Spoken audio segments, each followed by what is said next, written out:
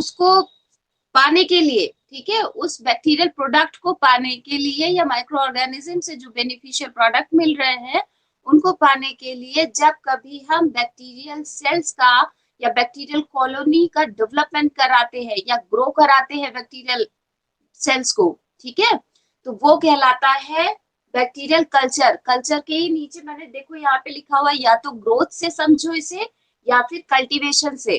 ठीक है, कल्टीवेशन का मतलब क्या होता है, जैसे हम बड़े प्लांट्स में क्रॉप लगाते हैं, मैंगो क्रॉप लगाया, फिर उसमें से हमें मैंगो मिला ना, तो सेम सेम काइंड ऑफ वो ही चीज है कि ग्रोथ और कल्टीवेशन का मतलब जब कभी बैक्टीरियल सेल की बात करते हैं कि उनका जब हम ग्रोथ करा रहे हैं, ठीक है, अपने अकॉर्डिंग या अपने डिजायर के अकॉर्डिंग जो हमें प्रोडक्ट चाहिए था, तो वो कहलाता है बैक्टीरियल कल्चर।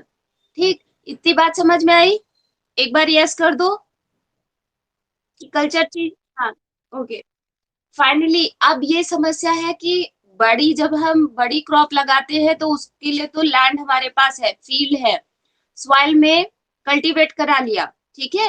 बैक्टीरिया को कहाँ कल्टीवेट कराएंगे, क्योंकि ये इनकी अक्रेंस अगर पूछी जाए, बैक्टीरिया की अक्रेंस पूछी जाए तो कहाँ कहाँ प्रेजेंट होता है, हर जगह, है ना, हर जगह प्रेजेंट होते कि नहीं, ऑमनी प्रेजेंट है।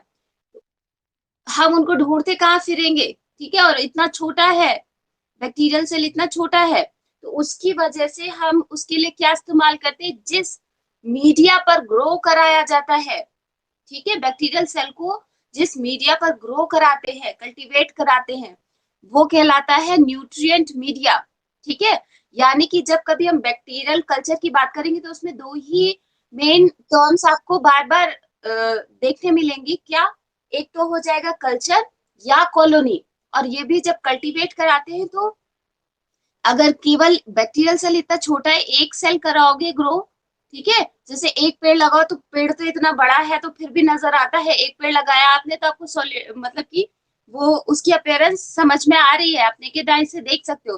लेकिन ऐसा थोड़ा ना होता है कि बैक्टीरियल सेल में एक सेल को आपने ग्रो कराया मीडिया पर, नहीं तो वो नजर ही नहीं आएगी। तो उसके लिए क्या करते हैं कि मास ऑफ बैक्टीरियल सेल, और ये क्योंकि बैक्टीरियल सेल मल्टीप्लाई भी बहुत जल्दी जल्दी करती है, तो हमेशा ग्रोइंग मीडिया जो भी आप इस्तेमाल कर रहे हैं, दो ही चीजें हैं, या तो कॉलोनी होगी, बार बार कॉलोनी टर्म या कल्चर टर्म आएगा, और दूसरा आएगा nutrient media.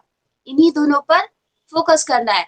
Nutrient media basically वो बेस हुआ, या ये कहें कि वो माध्यम है जिस पर हम, या ये कह ले जैसे कि मैंगो के प्लांट के लिए सॉइल होगी, ठीक है, या वो फर्टाइल लैंड होगा जहां पर मैंगो की क्रॉप लगाई जा रही है, वैसे ही ग्रोइंग मीडिया या फिर ये कहे न्यूट्रिएंट मीडिया बैक्टीरियल सेल के लिए होता है। एक तरह से कह सकते हैं ये this is the fertile land, this is the fertile land for the bacterial culture. इतनी बात समझ में आई? हाँ, और ये जो कल्टीवेशन होगा वो किसके फॉर्म में, मास ऑफ बैक्टीरियल सेल्स या ग्रुप ऑफ बैक्टीरियल सेल। तो वो जो ग्रुप ऑफ बैक्टीरियल सेल है वो बेसिकली क्या कहता है, कॉलोनी कहलाता है। ठीक है, वो जो मास बन करके निकल के आता है वो कहलाता है कॉलोनी। ठीक, अब एक बात और सुन लेते हैं कि एक बार और समझ लेते हैं कि कल्चर भी दो टाइप का होता है। एक हो जाता है प्योर कल्चर, दूसरा हो जाता है मिक्स्ड कल्चर। प्योर कल्चर हम कब कहेंगे, जब हमने केवल और केवल एक इंडिविजुअल, या ये कहें कि एक बैक्टीरियल स्पीशीज का, ठीक है, इंडिविजुअल स्पीशीज सेलेक्ट करी और उसी को ग्रो कराया। जैसे सपोज अगर मान लीजिए हम माइकोबैक्टीरियम का ग्रो कराना चाह रहे हैं, या हम ये चाह रहे हैं माइकोबैक्टीरियम, माइकोबैक्टीरियम नाम सुना है पहले, क्या करता है, क्या करता है माइकोबैक्टीरियम, इकोनॉमिक, जब इकोनॉमिक, हाँ,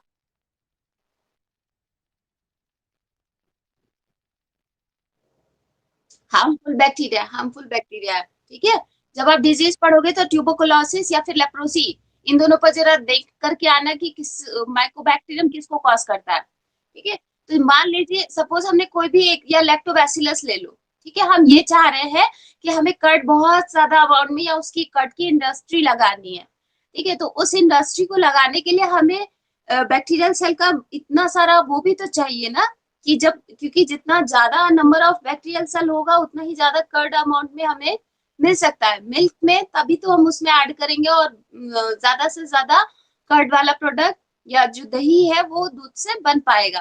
ठीक है, तो उसके लिए हमने क्या किया, लैक्टोबैसिलस का, केवल एक लैक्टोबैसिलस एक स्पीशीज है ना बैक्टीरिया की, तो उसी को लेकर के इनोकुलेट कराया पर्टिकुलर मीडिया में और उसको ग्रो कराया। यानी कि ये भी कह सकते हैं कि उस पर्टिकुलर फर्टाइल लैंड पर, फर्टाइल मीडिया पर सारा का सारा केवल और केवल लैक्टोबैसिलस ही होगा, और कोई भी माइक्रो ऑर्गेनिज्म, इवन कोई और दूसरी स्पीशीज भी बैक्टीरिया की नहीं होगी।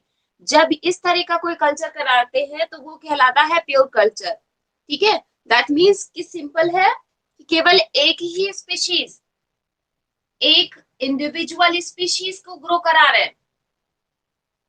ठीक है, एक इंडिविजुअल स्पीशीज ऑफ बैक्टीरिया, तो वो कहलाया प्योर कल्चर। और जब कभी कई सारी मिक्सिंग में ग्रो कराते हैं तो वो कहलाता है मिक्स्ड कल्चर। ठीक है, तो ये तो बात हो गई कल्चर की। ग्रो कराने के लिए जो हमने फेज मीडिया यूज किया है वो कहलाया मीडियम। वो भी दो टाइप से हो सकता है, दो टाइप से इन दी सेंस कि उसकी फेज के ही अकॉर्डिंग, या तो वो लिक्विड मीडिया होगा या फिर सॉलिड मीडिया होगा।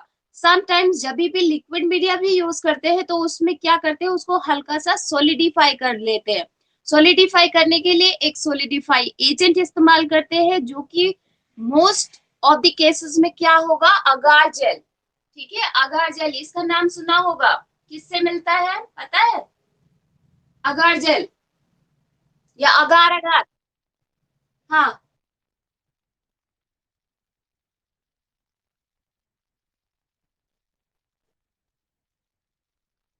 इलेक्ट्रोफोरेसिस में भी, क्योंकि उसमें भी अगार मीडियम का यूज करते हैं।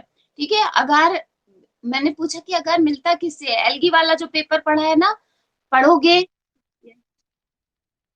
हाँ, ग्रेसिलेरिया से मिलता है। ठीक है, जेलेडियम से मिलता है, ये दोनों एल्गा ही है, उनसे ही ये अगार मिलता है। ठीक है, तो उस इस तरह के मीडियम का हम यूज करते हैं। अगर मान लीजिए लिक्विड मीडिया है तो उसमें अगार ऐड कर दिया जाता है, उसको थोड़ी देर तक की ऐसे ही मतलब उस सेटअप को या प्रिपरेशन को ऐसे ही जाने छोड़ देते हैं थोड़ा कुछ देर के लिए, और उसके बाद वो सेमी सॉलिड हो जाता है।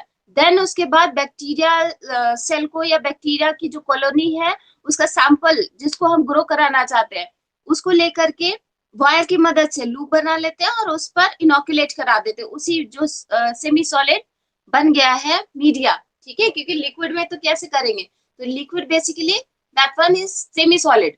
ठीक है, सॉलिड पे तो बनाना आसान है, सेमी सॉलिड कर देते हैं, तो उसके लिए यही सॉलिडिफाइंग एजेंट, जरूरी नहीं है हमेशा अगार ही, लेकिन मैक्सिमम केसेस में अगार यूज करते हैं। उसके अलावा कुछ और भी सॉलिडिफाइंग एजेंट है जिनका इस्तेमाल किया जाता है।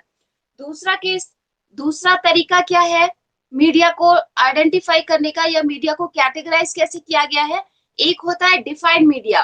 ठीक है, ये वो चीज है जैसे कि सॉइल, अगर हायर प्लांट्स की बात करें तो केवल अगर सॉइल में न्यूट्रिएंट्स ना हो, ठीक है, या फिर उस फर्टाइल लैंड पर लाइट प्रॉपर ना पड़े, सनलाइट ना पड़े, तो क्या प्लांट ग्रो कर पाएंगे। जो भी प्लांट को नीड है, जो बेसिक नीड्स हैं, पूर्णिमा कुछ कह रहे हो, पूर्णिमा कुछ कह रहे हो, जो भी बेसिक नीड है, लाइट है, टेम्परेचर है, ठीक है, मॉइस्चर है, वाटर है, ठीक है, या न्यूट्रिएंट है, जो भी नाइट्रोजन या फास्फोरस या पोटेशियम जो भी कोई चाहिए प्लांट को, अगर वो उस फर्टाइल लैंड पर ना मिले तो प्लांट प्रॉपरली ग्रो नहीं कर पाता है। सेम काइंड ऑफ मीडियम से मतलब वो ही मीडियम है, यानी कि ये भी कह सकते हैं इसमें बैक्टीरियल ग्रोथ जिससे प्रमोट हो वो सारे के सारे कंटेंट इसमें होंगे। अब वो चाहे मॉइस्चर की बात करें चाहे टेम्परेचर की बात करें, तो वो चूंकि हम आर्टिफिशियली बना रहे हैं वो मीडियम ताकि बैक्टीरिया ग्रो कर सके। ठीक है, तो उसके लिए क्या है कि हमें कंडीशंस भी प्रोवाइड करानी पड़ेंगी। इट मे बी न्यूट्रिएंट होगा, यानी बैक्टीरियल ग्रोथ के लिए अगर सपोज पोटेशियम चाहिए तो हमें उसे इंसर्ट कराना पड़ेगा उस पर्टिकुलर मीडिया में। ठीक है, तो उसी के बेसिस पे कि न्यूट्रिएंट या कंपोनेंट क्या बना है मीडिया का, क्या कंपोनेंट है, उसी के बेसिस पे चार अलग अलग तरह के मीडियम हो सकते हैं। क्या फर्स्ट वन हो गया डिफाइंड मीडिया। ठीक है। डिफाइंड मीडिया कौन सा हुआ? वो मीडिया जिसमें हमारी ही मतलब हम जो डिजायर्ड बैक्टीरिया है, बैक्टीरियल सेल या बैक्टीरियल कॉलोनी, उसको ग्रो कराना चाह रहे हैं। तो उसकी वजह से हमें मालूम है कि पर्टिकुलर बैक्टीरिया को कौन से ऐसे न्यूट्रिएंट्स है, कौन सी ऐसी कंडीशंस है जो फेवर करेंगी उनकी ग्रोथ को। ठीक है, तो वो हमने प्रोवाइड करा दिया, तो वो कहलाया डिफाइंड मीडिया। जैसे कहते हैं ना, डिफाइन करिए कोई डेफिनेशन, तो वो क्या है कि वो आपकी क्या जानकारी है उसी को जानना चाह रहे हैं, है ना। तो सेम काइंड ऑफ उसी से याद रखिए कि डिफाइंड मीडिया का मतलब सिंपल हुआ। चलिए पहले इतना लिख लीजिए, उसके बाद फिर मैं ये एक्सप्लेन करूंगी। ठीक है, आवाज आ रही है मेरी सभी के पास? हम्म। डिफाइंड मीडिया में भी दो तरह के होते हैं, एनरिच्ड मीडियम हो सकता है या फिर मिनिमल मीडियम होता है। ठीक है, कंडीशन क्या लगेगी कि केवल एक ही जो डिजायर्ड कॉलोनी है, डिजायर्ड बैक्टीरियल सेल है, वो हम चाह रहे हैं ग्रो कराना, तो उसके लिए हम इस्तेमाल करते हैं डिफाइंड मीडिया का। जब कभी कॉम्प्लेक्स मीडिया की बात करते हैं, ये भी बेसिकली एक सेलेक्टिव मीडिया ही है। ठीक है, जिसको हम आगे पढ़ने वाले। सेलेक्टिव में भी वही आ जाएगा कि केवल और केवल एक डिजायर्ड कॉलोनी को ही ग्रो कराने के लिए जो मीडियम इस्तेमाल किया जाता है। And the last one is differential. इसमें क्या खासियत होती है कि जब कभी बैक्टीरियल सेल या बैक्टीरियल मास ग्रो कर जाता है, कॉलोनी बन जाती है, तो वो कलर की अपीयरेंस देने लगता है। ठीक है, तो वो वाला मीडिया कहलाया वही, मतलब जो आपने मान लीजिए पेट्री डिश में जो मीडियम तैयार करके रखा होगा, उसमें कुछ कलर चेंजेस आने लगते हैं, या कलर डिफरेंट कलर का डिफरेंट डिफरेंट कलर्स अपीयर होने लगते हैं, तो वो कहलाता है डिफरेंशियल मीडिया। कॉम्प्लेक्स मीडिया में समथिंग कुछ बीफ या ये कहें कि यीस्ट या जो बायोलॉजिकल एजेंट हो सकते, मतलब सिंथेटिक मीडिया नहीं होता जैसा कि डिफाइंड में है। ठीक है, इसमें कुछ ऐसे शीरा वगैरह वो ऐड कर देते हैं। ठीक है, तो वो जब इस तरह का कोई मीडिया तैयार करते हैं तो वो कॉम्प्लेक्स मीडिया कहलाता है। ठीक है, लिख लोगे तो और चीज समझ में आ जाएगी। सबसे पहले स्टार्ट करिए बैक्टीरियल कल्चर से। ठीक है, बैक्टीरियल कल्चर से हेडिंग लगाइएगा, बैक्टीरियल कल्चर।